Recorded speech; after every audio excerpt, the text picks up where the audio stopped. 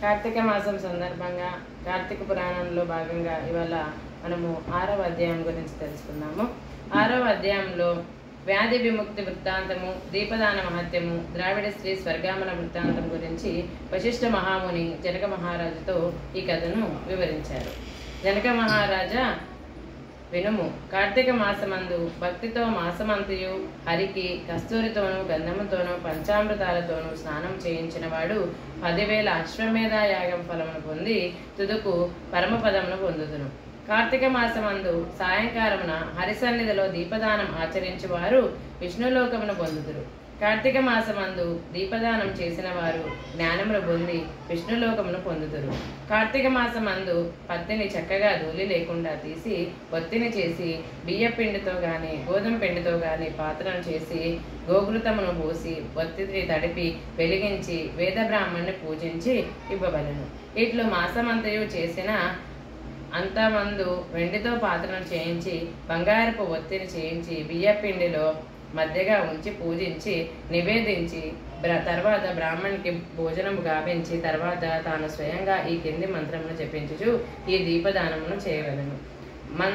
మంత్రార్థము దీపము సర్వజ్ఞానదాయకము, సమస్త సంప్రదాయకము కనుక నేనిప్పుడు ఈ దీపదానము చేయుచున్నాను. ఈ దీనివల్ల నాకు నిరంతరము శాంతి కలుగు కాక. ఈ ప్రకారముగా స్త్రీ గాని పురుషులు గాని కార్తీక మాసం అందు ఆచరించిన ఎడల అనంత ఫలమును పొందుదురు. దీపమును పెట్టువారు విద్యాశాస్త్ర ఫలమును, ఆయుష్ను, స్వర్గమును, సమస్త సంపదలను పొందుదురు. కార్తీక దీపదానం వలన మనోవాక్యముల చేత చేయబడిన తెలిసిన తెలియక చేసిన పాపములు నశించును.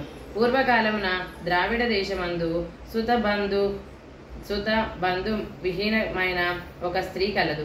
ఈ స్త్రీ నిత్యము భిక్షాన్నము భుజించెడిది, ఎప్పుడూ దూషితాన్నమును భుజించెడిది, చద్దన్నమునే తినేది. నిత్యము దానము తీసుకొని పరులకు వంట, పుట్టుపని, నూరుట, రుబ్బుట మొదలైన పనులను చేసేది. అమ్మకము కొనటము చేయుచుండేది.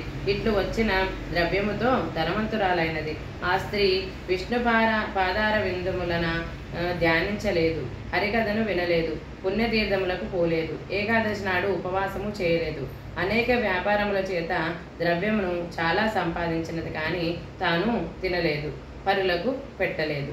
ఇట్లు అజ్ఞానంతో మునిగి ఉన్న ఆమె ఇంటికి దైవయోగము వలన శ్రీరంగమునకు కోరిక గల ఒక బ్రాహ్మణుడు వచ్చి దాన్ని స్తుతించి చూచి, అయ్యో ఈ చిన్నది అన్యాయంగా నరకమేళ పాలు కాగలదని దయ కలిగి ఆమెతో ఇట్లా చెప్పాను. ఓ మూడురాల, ఇప్పుడు నా మాటలను వినుము. విని చక్కగా ఆలోచించుము.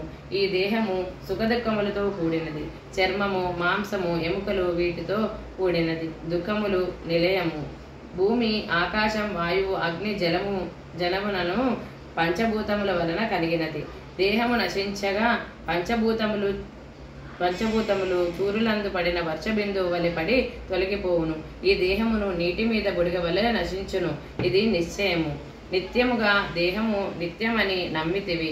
ఇది అగ్నిలో పడిన మిడత వలె నశించును. కాబట్టి మోహమును విడుము. సత్యస్వరూపుడు భూతములందు దయగలగవాడు హరిని ధ్యానించుము.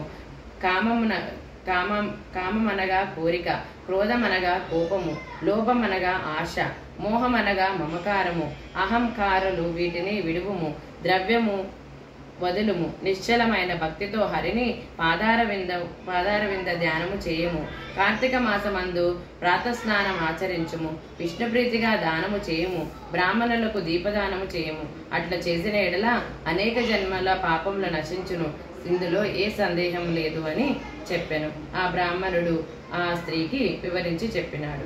ఇట్లు చెప్పిన బ్రాహ్మణుడు తూర్పుగా వెళ్ళెను. తర్వాత ఆ మాటలు నమ్మి విచారించి ఆశ్చర్యముంది చేసిన పాపకములు పగచి కార్తీక వ్రతమును ఆరంభించెను.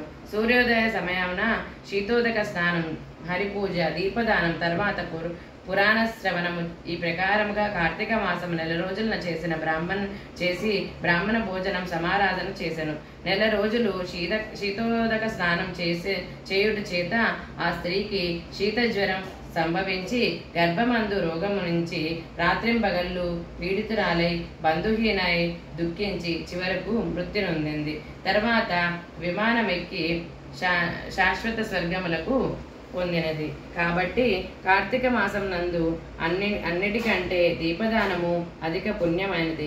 కార్తీక దీపదానం తెలిసి తెలియక చేసిన పాపములను నశింపచేయను.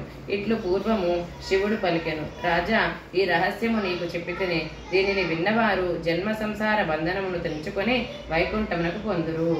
ఈ 6వ అధ్యాయంలో మనము దీపదాన మహత్యం గురించి తెలుసుకుందాము. శుభం.